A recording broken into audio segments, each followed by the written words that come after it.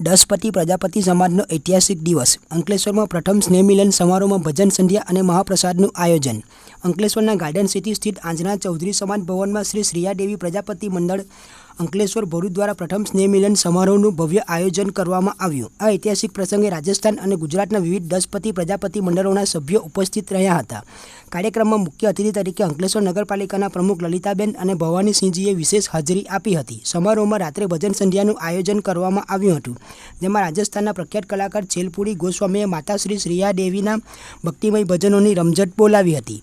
મંડળના અધ્યક્ષ પૂનમાજી ખેતાજી રેડવાલની આગેવાની હેઠળ સમગ્ર કાર્યક્રમનું સફળ આયોજન કરવામાં આવ્યું હતું। ઉપાધ્યક્ષ મોહનજી ખેતાજી કવાડિયા, કોષાધ્યક્ષ ભંવરલાલજી વક્તાજી વડોદરા, ઉપકોષાધ્યક્ષ લક્ષ્મણજી અમરાજી ઇકોડિયા, સચિવ પૂનમાજી રાણાજી બટકોલિયા અને ઉપસચિવ મોહનજી કાળાજી જાજપરા સહિત તમામ કમિટી સભ્યોએ કાર્યક્રમને સફળ બનાવવા માટે ભારે જહેમત ઉઠાવી હતી।